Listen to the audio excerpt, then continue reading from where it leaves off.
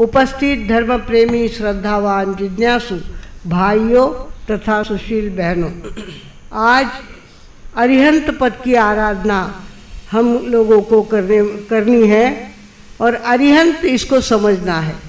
अरिहंत के गुण कितने होते हैं?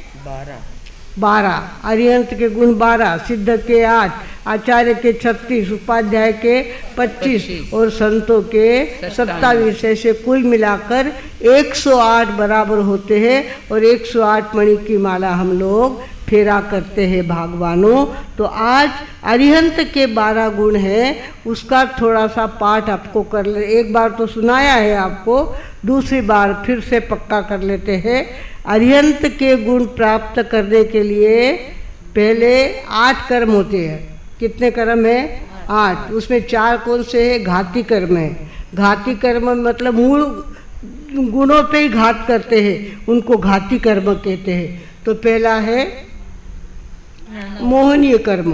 पहला कौन सा है? मोहनीय कर्म। दूसरा है ज्ञानावरणीय कर्म, मोहनीय कर्म। उसके बाद अंतराय कर्म, दूसरा है अंतराय कर्म। तीसरा है ज्ञानावरणीय कर्म और चौथा है दर्शनावरणीय कर्म। इस तरह से 4 घाती कर्म है। और उसके अंदर जब मोहनी का घात जीव करता है, संपूर्ण मोह, आत्मा को छोड़कर सारी बातें, व्यक्ति हो, वस्तु हो, किसी प्रकार का कोई स्थान हो, सबका मोह जिसके जिंदगी से निकल जाता है, उसको 5 प्रकार का गिफ्ट मिलता है। कुदरत 5 प्रकार का गिफ्ट उसको देती है। पहली बात वो क्या होता है? अवेदी होता है। अवेदी यानी जिसको वेदना ही नहीं, स्त्री को पुरुष की नहीं, पुरुष को स्त्री की नहीं, कोई प्रकार की भावना उनके जीवन में रहती नहीं है। और भक्तामर के अंदर हम कहते हैं चित्रम किमत्र यदिते त्रिशांग नाभिर नितम मना कपि मनोन विकार मार्गम। यह मना कपि किंचित भी उनका मन विकार मार्ग में जाता नहीं है। ऐसे अवेदी हो जाते हैं। मोह कर्म का क्षय करने से पहली गिफ्ट मिलती है अवेदी, उसको प्राप्त होता है अवेदी गुण, और वो हर प्रकार की वेदना से लेस हो जाता है, खाली हो जाता है। दूसरी बात, दूसरी गिफ्ट उसको मिलती है अकशाई। उसको क्रोध आता ही नहीं है, मान जागता ही नहीं है, माया करने की इच्छा होती नहीं है और लोभ उसको छूता ही नहीं है। अपने आप क्रोध, मान, माया, लोभ सब कम हो जाता है। उसको कहते हैं अकशाई। कौन सा गुण है? अकशाई। जिसको क्रोध आता ही नहीं, चाहे जितनी घी की बरनी फूट जाए और सारा घी ढूंढ जाए, पर सासू के मन में यह किंचित भी गुस्सा नहीं आए, उसको कहते हैं अकशाई। इस तरह से अवेदी, अकशाई। तीसरी बात होती है इंद्रिय जीतता। इंद्रियों पर इतना काबू होता है कि आज नहीं खाना है तो नहीं खाना है, आज अम्बिल है तो अम्बिल है, हम खाएंगे, जैसा भी सूखा और रूखा मिलेगा वो खा लेंगे, पर अपने मन को हम डुलने, उनका मन डुलता ही नहीं है। उनका मन, जो मोह पर विजय मिलता है, उनका मन ढीला पड़ता ही नहीं है और जैसा होता है वो खा लेते हैं। हमारे भगवान महावीर में 5 महीने और 25 दिन के उपवास किए और पारना में क्या खाया? उड़द के बाकले। घोड़े के लिए उबाले हुए बाकले थे, वो खा करके 5 महीने और 25 दिन का पारना उन्होंने किया, क्योंकि उनके अंदर इंद्रिय जीतता अंदर में जागृत हो गई थी। अंदर से ही इंद्रिय जीतपना उनके अंदर आ गया था। चौथी बात होती है यथाख्यात चारित्र। यथा आख्यात चारित्र, जैसा भगवान ने कहा है वैसा चारित्र पाला जाना, उसको कहते यथाख्यात चारित्र। चींटी हमारे पैर के पास से गई है पर हमारा पैर उस पर पड़ा नहीं। जो मोह पर विजय मिलाता है उसके द्वारा हिंसा होती ही नहीं है। कुछ भी करो वो बराबर उसके पैर बाजू में पड़ेंगे, उसकी बातें ऐसी होगी कि उसके कारण से उसके मन में उनके द्वारा हिंसा होगी नहीं।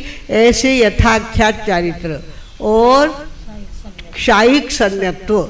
क्षायिक सम्यक आत्मा के अलावा बाकी सारी बातें क्षणिक है, सारी बातें नश्वर है, सारी बातें बदलने वाली है, नष्ट होने वाली है, उसके ऊपर विश्वास जमता ही नहीं है।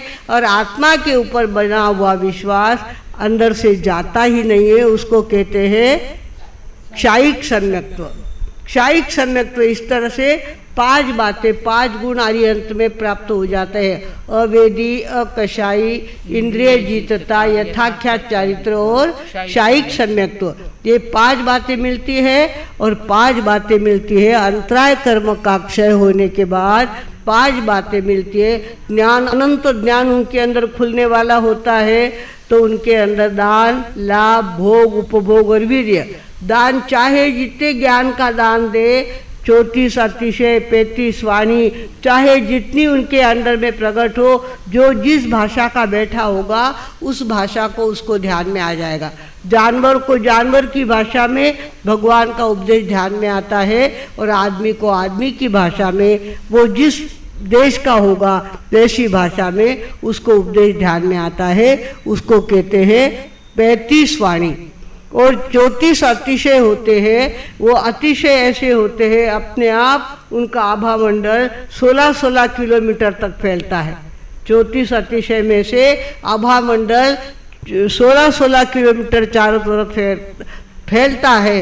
और उसके अंदर रहने वाला जीव, चाहे बिल्ली के पास चूहा बैठा हुआ हो, पर बिल्ली की इच्छा नहीं होती कि मैं चूहे का शिकार करूं, चूहे को मार डालूं, ऐसी इच्छा नहीं होती। ऐसे कई अतिशय भगवान को प्राप्त होते हैं मोहनी कर्म का क्षय करने के बाद।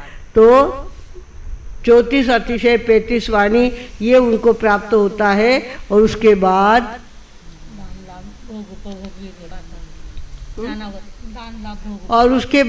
दान, लाभ, दान इतना दे सकते हैं ज्ञान का, इतना लाभ उनको होता है कि चारों 3 लोक और 3 काल का सब उनको स्पष्ट ध्यान में आता है। लाभ उनको ऐसा होता है जिधर दृष्टि डाले उधर सब बातें उनको ध्यान में आ जाती है। व्यक्ति पहले जन्म में कौन था, उसके पहले कौन था, उसके पहले कौन था, सारी बातें उनको ध्यान में आ जाती है। लाभ और दान, लाभ, भोग, उपभोग, भोग करते हैं, लगातार ज्ञान का भोग करते हैं, ज्ञान का आनंद इतना लेते हैं वो जिसका कोई हद नहीं, जिसका कोई पार नहीं।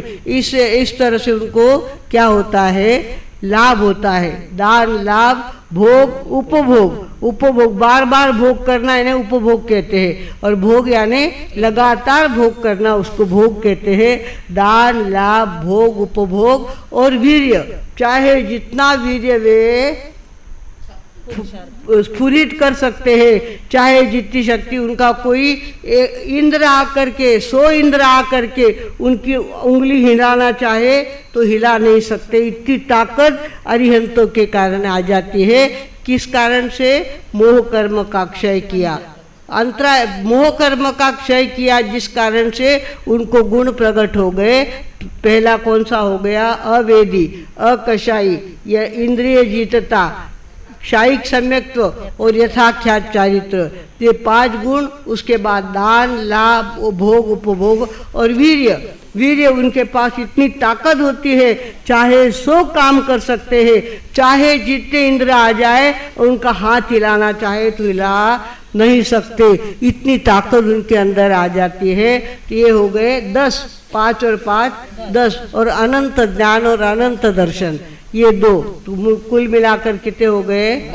12 गुण हो गए। नमो श्री अरिहंत कर्मा को कियो अंत, हुआ सो केवलवंत करुणा भंडारिये। अतिशय 34 35 वाणी ऊंचा, समझावे नर नार पर उपकारिये।